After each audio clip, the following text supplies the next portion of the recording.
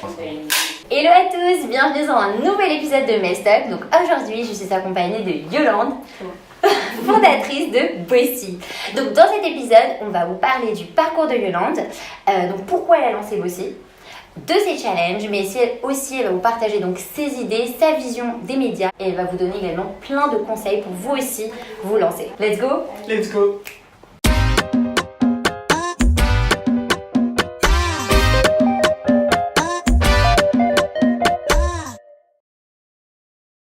Merci beaucoup aujourd'hui d'être avec nous sur ce nouvel épisode de Mestock. Donc je suis super contente d'avoir avec moi Yolande. Merci de me recevoir. Merci à toi Yolande d'être là aujourd'hui avec nous et partager un peu ton expérience et pourquoi aussi tu as lancé Bossy.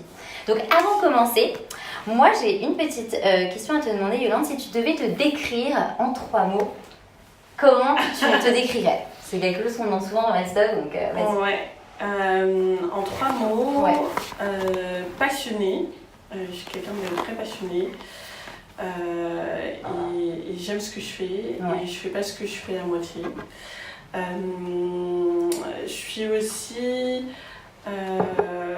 plutôt sage. Sage, pas au sens, je vais y arriver, 1, 2, 3.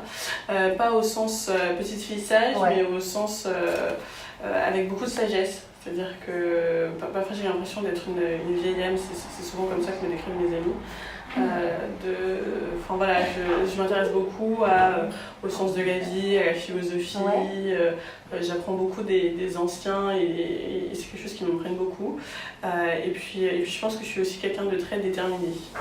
Ça va avec la passion et je pense qu'il y a beaucoup de situations où d'autres personnes auraient pu abandonner et moi ce qui me caractérise c'est de pas abandonner et d'être assez déterminée quand j'ai une vision, quand je veux quelque chose, je me donne les moyens d'aller au bout. Exactement. Et surtout, c'est ce qu'on a vu quand justement Bossy a été lancé. Tu nous raconteras un peu l'aventure du numéro 0 et du numéro 1 également.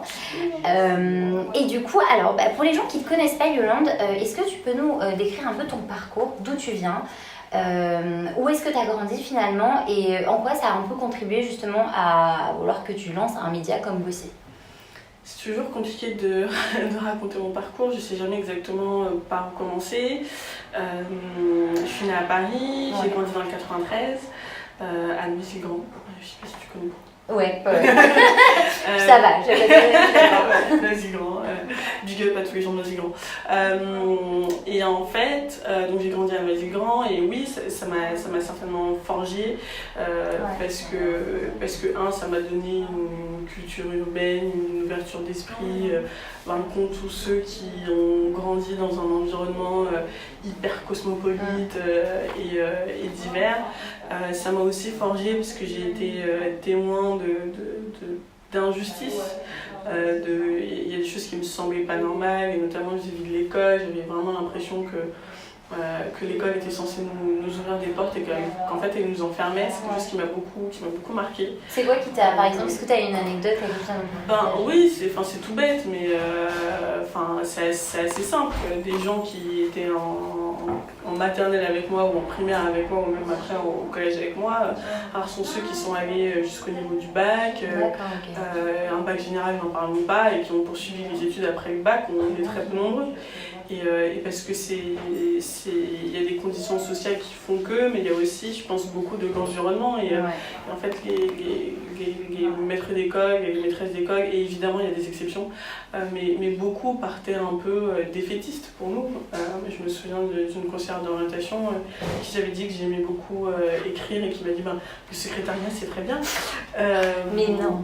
Voilà, si ça existe, c'est des réalités. Je pense que beaucoup de gens qui ont grandi en Seine-Saint-Denis ou qui ont grandi dans des environnements pas forcément élitistes ont des expériences avec des conseillers d'orientation et des conseillers d'orientation qui leur racontent n'importe quoi. Et du coup, ça m'a forgé, je me suis un peu fait en résistance par rapport à ça. Et du coup, c'est ce qui me pousse aussi, c'est aussi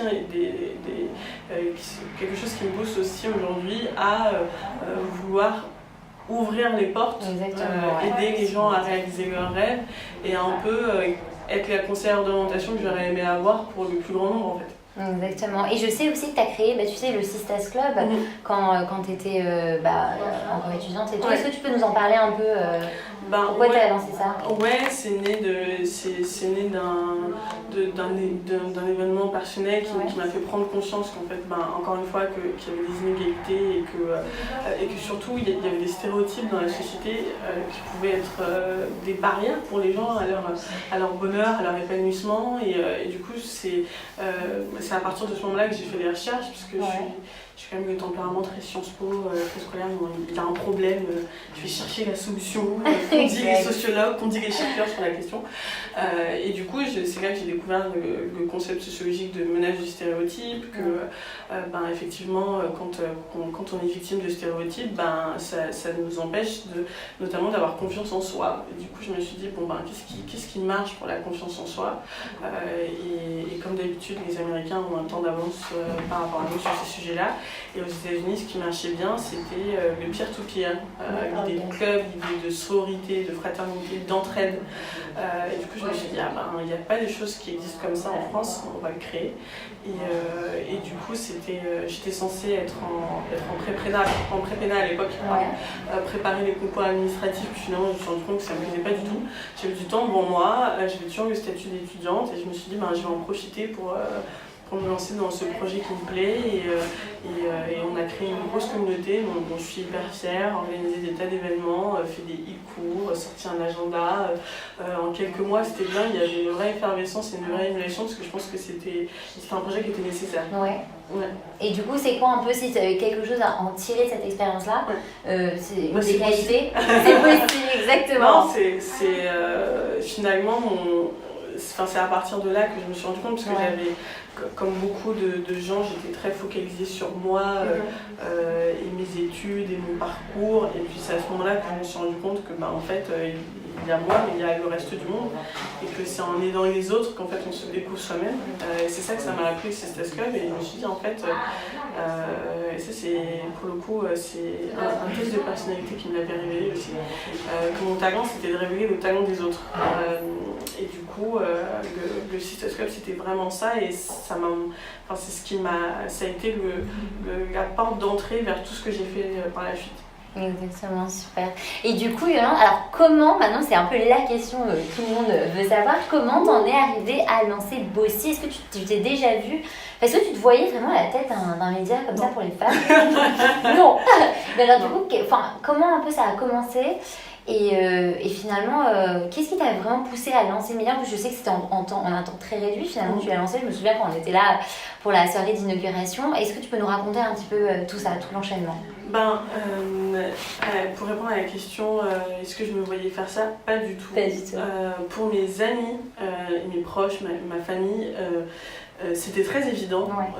Bossy, c'était très évident pour eux, parce que pour eux, c'était dans la continuité de tout ce que j'avais fait auparavant. Pour moi, pas du tout. Quand j'ai quitté mon travail, donc j'ai travaillé pendant près de 2 ans pour une entreprise qui s'appelle Faber Novel, un groupe au sein duquel j'avais un rôle un peu particulier. J'étais culture manager. Enfin bref, ça a été une super expérience où je devais justement contribuer au développement des talents, pas de hasard. Et à l'issue de ça, j'ai été rattrapée par l'envie de créer quelque chose et je me suis dit, je vais rejoindre le projet de quelqu'un d'autre et je vais rejoindre la start-up de quelqu'un d'autre. Et c'était mon plan et puis finalement ça s'est pas fait. Et encore une fois, je me suis retrouvée avec du temps devant moi et je me suis dit, qu'est-ce que je peux faire? Et Bossy, ça n'a pas été la première idée sur laquelle, le média, ça n'a pas été la première idée sur laquelle j'ai travaillé, mais j'ai testé plein de choses et ce qui marchait, c'était vraiment l'idée de média. Et ce que je te disais tout à l'heure, c'est que je suis assez passionnée et déterminée. Donc quand j'ai une idée, c'est très important pour moi qu'elle sorte rapidement de ma tête. C'est ça, mais je pense que ça peut être un challenge aussi pour beaucoup de personnes, tu vois, qui ont des idées et toi, tu as réussi comme ça à concrétiser. Comment ça s'est passé? C'est simple, il faut en parler autour de soi. Moi, la première action que j'ai faite, c'est réunir mes amis, puisque je savais qu'elles étaient à peu près dans la cible du média que je voulais créer, en leur disant, j'ai une idée, c'est peut-être une idée à la con, Ça avait l'air d'une idée à la con. Créer un magazine, c'était en 2017, mais créer un magazine en 2017, c'est vraiment une idée à la con.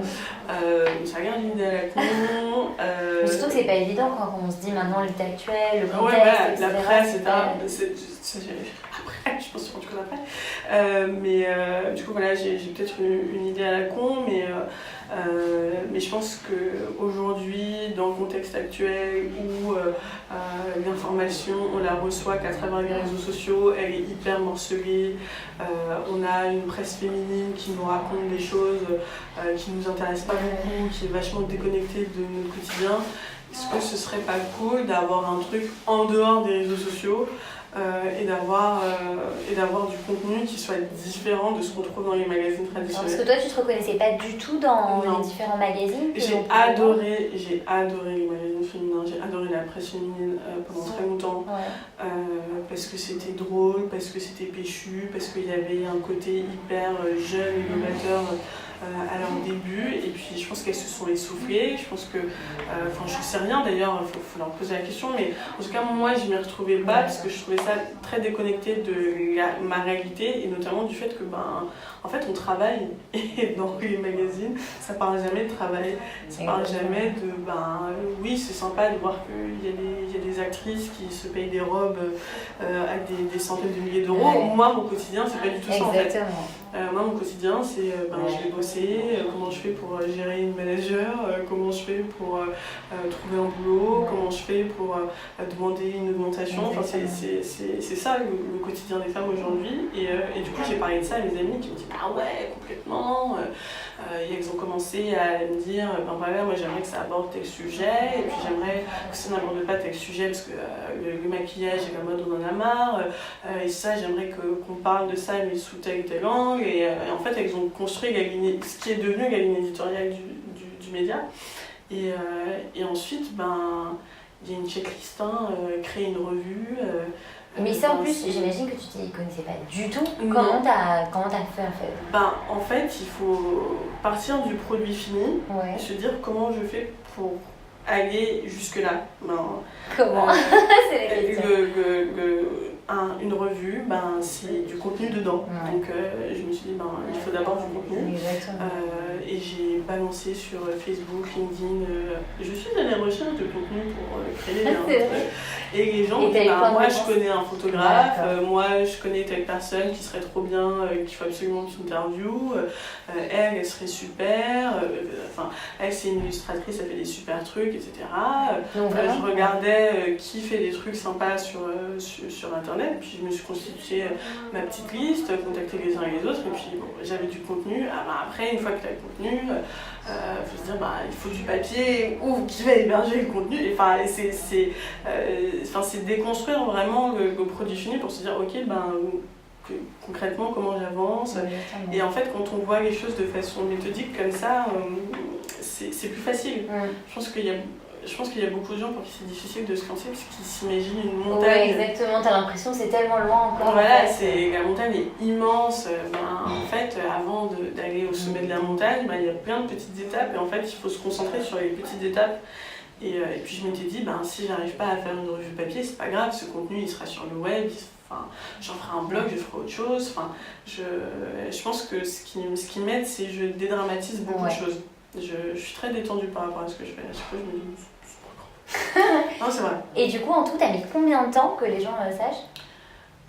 Entre le moment où je me suis dit, tiens, entre le brunch et la soirée de lancement, il s'est passé décembre, janvier, février, mars. Il s'est passé 4 mois. 4 mois? Ouais. 4 mois, il faut que je le répète parce que là, franchement, c'est énorme.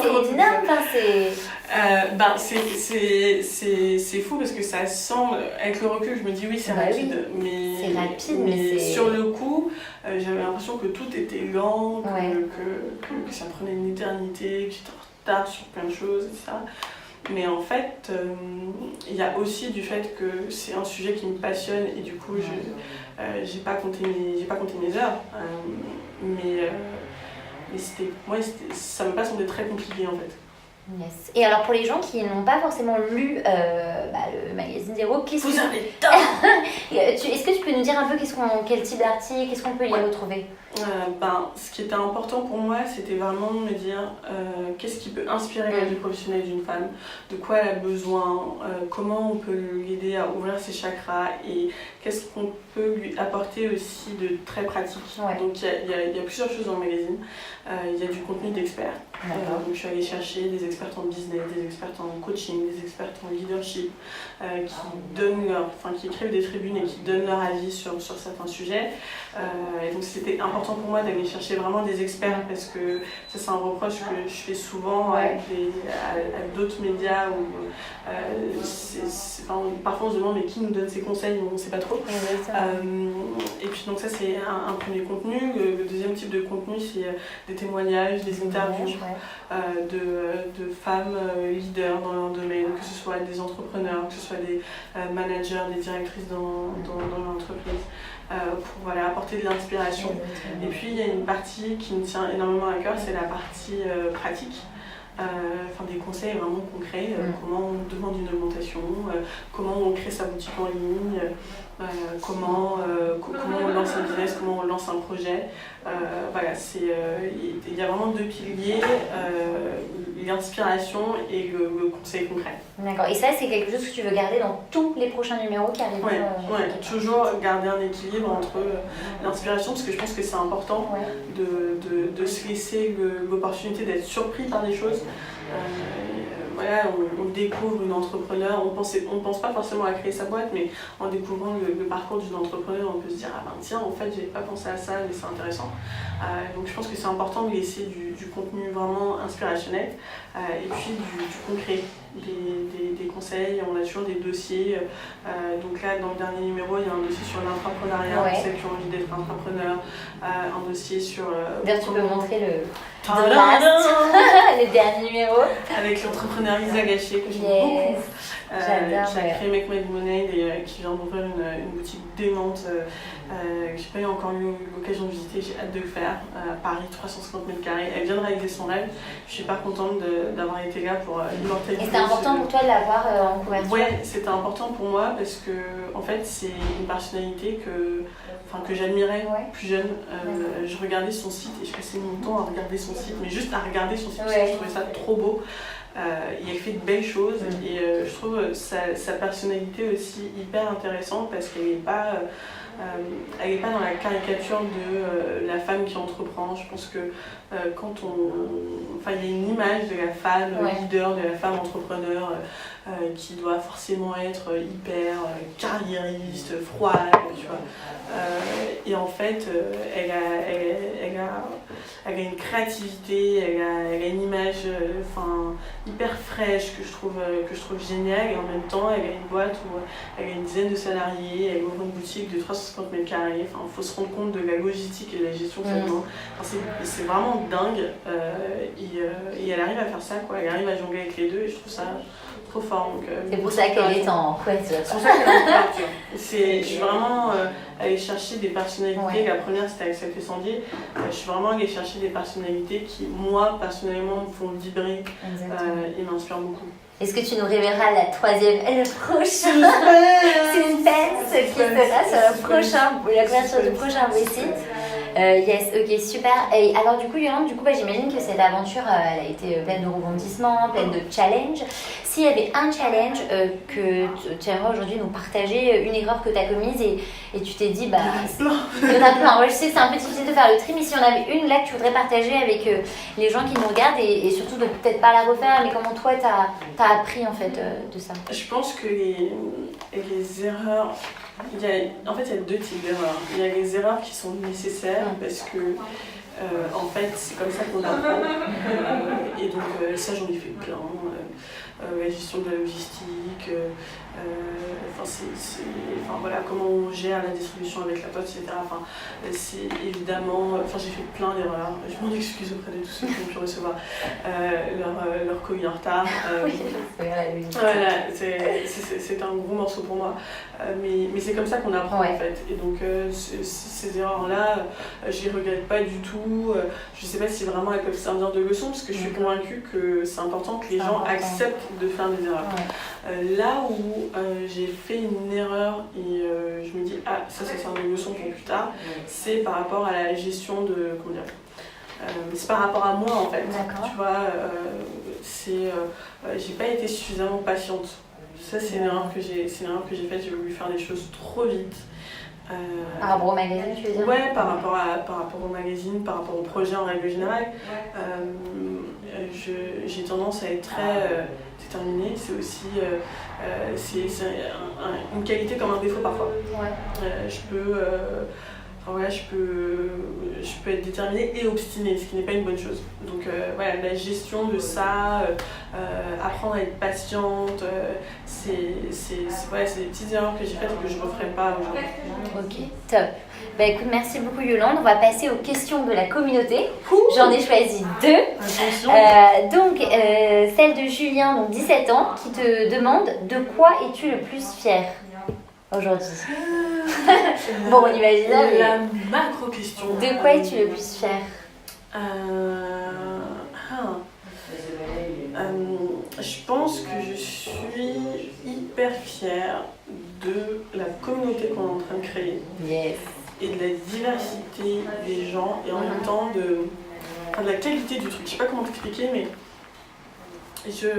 quand on organise des événements et que je vois les gens qui sont là sur les lancements, quand je vois les gens qui nous écrivent, et je me dis, en fait, on est en train de créer un réseau de badass women de dingue à travers le monde, et c'est incroyable en fait. Je me dis, celle qui créera la licorne française, en fait, elle est probablement en train de lire Bossy en ce moment. Celle qui deviendra la première présidente de la République, elle est probablement en train de lire Bossy en ce moment. Celle qui deviendra, il y a déjà une PDG du CAC 40 et je sais que oui. C'est génial de se dire qu'on est en train de créer un réseau de femmes vraiment, waouh. Et ça, c'est vraiment ma fierté. Me dire que quel que soit le milieu dans lequel elle est, c'est-à-dire qu'on a la badass woman qui est dans le 16e et la badass woman qui est dans le 9-3, et en fait elles partagent des choses en commun, elles partagent la même énergie, et ça c'est beau. Je suis hyper fière de ça, de la diversité et de la qualité de la communauté. C'est vraiment fierté. J'adore. Et deuxième question, donc celle de Juliette, 24 ans. Ton plus grand rêve pour Bossy? Ton plus grand rêve pour Bossy, c'est quoi je l'ai dit publiquement d'ailleurs. Je l'ai dit, j'arrête tout quand... J'arrête tout, je peux me dire ça y est, c'est bon, j'ai fini. J'arrête tout quand Beyoncé, parce que là je me dirais la boucle est bouclée. Yes, quand Beyoncé dira I'm the boss and I'm bossy, voilà, c'est bon. La boucle est bouclée, c'est fini, je me dirais que ça y est, voilà. C'est bon, c'est ton plus grand rêve pour Bossy. Ok, j'adore. Ok, on va passer au Melstock Challenge. Donc, je vais te dire un mot et tu me dis le premier mot qui te vient en tête. J'ai très peur de ça. Quand je te dis ce mot, t'es parti? Ok, si je te dis leadership. Bossy. Yes. Beyoncé. J'allais dire Bossy. Il y aura que des Bossy aujourd'hui. Non, confiance en soi. Ok. Sheryl Sandberg. Force. Si je te dis média. Futur. Et girl power. Bossy. Bossy. J'adore. Déformation professionnelle. Non. Ok, maintenant petite partie quiz. Est-ce que tu peux nous dire ton livre? Quiz historique. Non, pas quiz historique. Alors, est-ce que tu peux nous dire combien est-ce que tu peux nous dire un livre que tu as lu qui t'a marqué? Enfin, ton livre préféré là.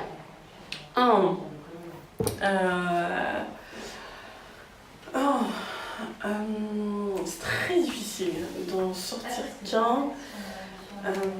Je pense que le livre qui m'a... Franchement, c'est honteux. J'ai du mal à assumer, mais en réalité, le livre qui m'a le plus marqué, c'est Harry Potter. C'est vrai? Ouais.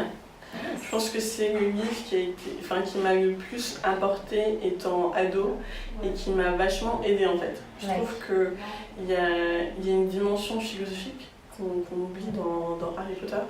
Et une dimension hyper... Enfin, j'aime les histoires héroïques en fait. Ouais. J'aime suivre le parcours d'un héros qui apprend, qui se développe, qui grandit. Et en fait, je me suis vachement identifiée à Harry Potter. Mais ça m'a beaucoup appris sur plein de choses, sur les relations humaines, sur la vie, sur... elle fait passer énormément de messages et de leçons à travers cette histoire, J.K. Rowling. Donc après il y a plein d'autres livres. Bien sûr, mais là... mais là, le premier auquel je pense, c'est Harry Potter. Ouais. Ok, nice. Est-ce que, alors t'es plus Instagram ou LinkedIn? Très dur. Pour le business, Instagram, personnellement LinkedIn. D'accord, ok. Beyoncé ou Rihanna?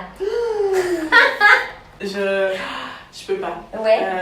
Je vais répondre la même réponse. Pour le business, Beyoncé, personnellement Rihanna.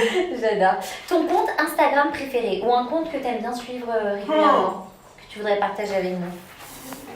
Celui de Bossy? Non, je rigole. Non, j'aime beaucoup suivre le compte Instagram d'Emily West. D'accord. De Glossier, la fondatrice de Glossier. Super. Et ton appli préférée ou ton appli du moment en ce moment? L'appli que j'ai une appli que j'aime beaucoup qui s'appelle Bliss. D'accord, ok. BLI2S et non, elle est pas très connue, mais elle permet en fait, c'est comme une espèce de journal, mais version appli, et tu notes trois choses importantes qui t'ont marqué dans la journée, où tu peux noter okay. quelque chose pour lesquelles tu as de la gratitude. Ouais, hyper smart, c'est une application que j'aime beaucoup.